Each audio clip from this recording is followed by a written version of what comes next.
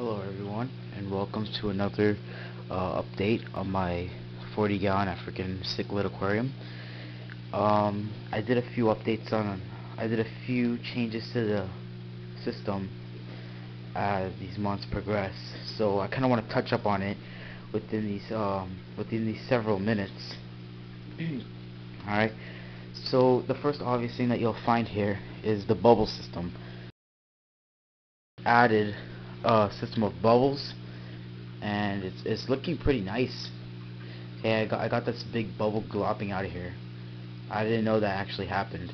I think it's how the bubbles are set up. The rocks, and it causes these glops of bubbles to rise. Now, the reason why I added these bubbles is so that I could get some of the oxygen flowing through the tank, so that to ensure some of my fish, or all of my fish, to have enough oxygen in the tank so that they could breathe well. And if you see right here, I got this you can see the tube in the back there. It looks pretty nice. It's actually it's actually unbalanced, but you can see it. It's actually unbalanced. I'll have to fix that later. But yeah, my tank is looking really nice so far. I've got a little bit of a green algae issue, and I've realized that this green algae is coming straight through this window right here. And as you can see, I've moved, so I actually started this whole system from scratch again. So yeah, so hopefully I'll get rid of this green algae problem. But the reason why I have this window out, and I'll actually close it, is because I needed some of the light in this room. There's like barely any light. So that being said, with light, I've also added a timer. I don't think I've mentioned this in my other video, but here timer.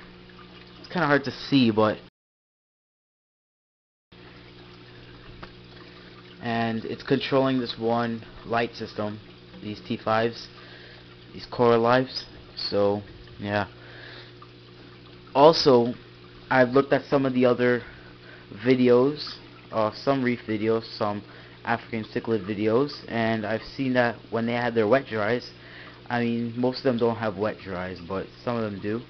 And here's my wet dry, and this one guy had his heater in his wet dry, so that the water can be circulated through the wet dry.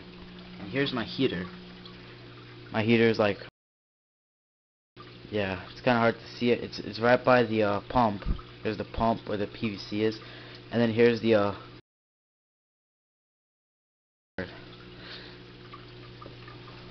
once again,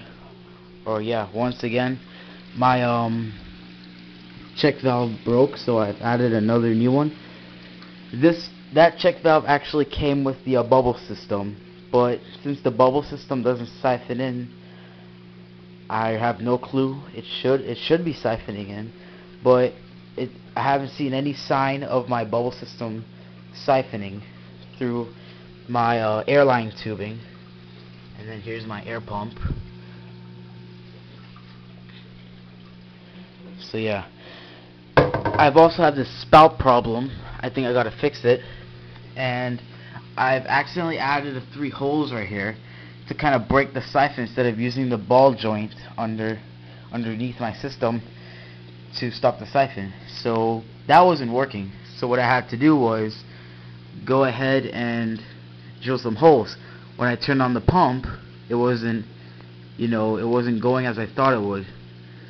Like, the pump would shoot water right out of the PVC holes that I made, and it would look like a baby pissing. So that wasn't really a good idea. So I had to kind of drive that PVC down, and what it's doing is it's kicking up all the sand, meaning that there's a huge crater in the sand bed. So I'm gonna have to fix that up and get that running again. I was gonna get a regular spout and just use regular airline tubing, but PVC was the way to go since my local fish store didn't have any spouts. So this has been another update on my 40-gallon African Malawi cichlid aquarium. And thanks for watching.